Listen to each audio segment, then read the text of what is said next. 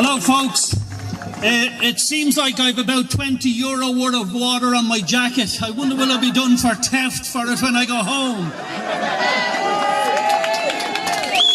This government should have taken the heavy boot off the throats of the Irish people and let them breathe, but I fear it's too late. Let me start off by saying that people want to blame the government for the state of the country, for paying taxes on our homes and now on our water. Well, watch my lips here. There is no such thing as government anymore. Governments have been taken over by corporations. Governments are now corporations themselves and only trade for profit.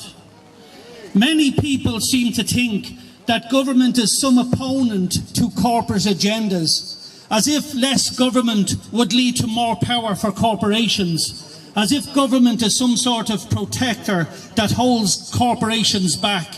The evidence clearly shows that our government and governments around the world protect their corporate interests to the detriment of the people. They tax the poorest, while corporations like Apple, Google, Facebook get away with billions of untaxed profit.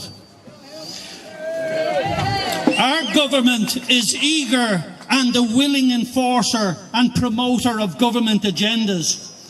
Our government produce laws that protect corporate plunder and exploitation, and this government and the previous shysters provided and continue to provide massive substantial bailouts and immunities for all kinds of major corporations, while they jail people who don't pay TV licenses or protest when corporations try to install harmful water meters on their property.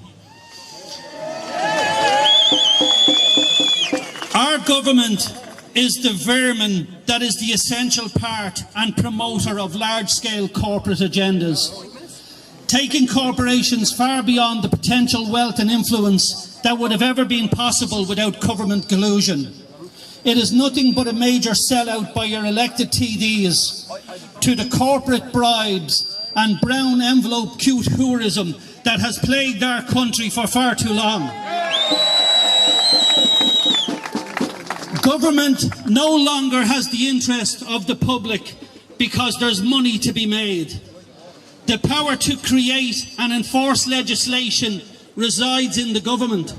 And since the bailout, this power has been for sale to the highest bidder.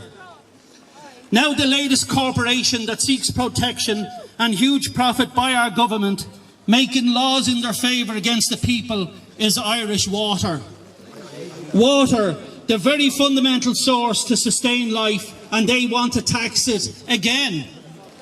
Our elected TDs will tell us it's good to pay for this tax and it's needed legislation to protect our water. But more often than not, this legislation is drawn up by the very corporations that require the protection. Our government is the largest investor in the companies it's supposed to be regulating, like Permanent TSB, IBRC, NAMA, telecom companies, power companies and all the others. That JFK put it better when he said, because a lot of these deals are done in secrecy, and JFK put it best when he said secrecy and democracy are not compatible. How can a government regulate companies when they are sharing and enjoying the profit? Somebody on a radio station once claimed I was paranoid.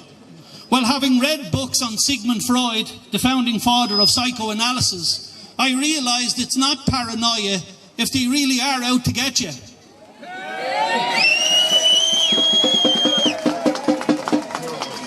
These protests, which are taking place all over the country right now, are not about taxing water.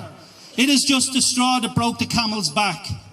It's the ripped off Irish saying enough really is enough. It's about broken families through emigration and suicide. It's about the lack of decent jobs. It's about a broken health service. It's about corruption in government. It's about jailing the people and bailing out the banks, instead of what Iceland did when they jailed the bankers and bailed out the people. It's about the selling off of our gas, oil, fisheries, for backhanders. It's about putting families on the street for corrupt banks who have already been paid from the people. It's about a corrupt court system, corrupt guards, corrupt judges, corrupt bankers, corrupt regulators, shady developers, shadier politicians, bought planners, and it's about a festering of years of this type of shit.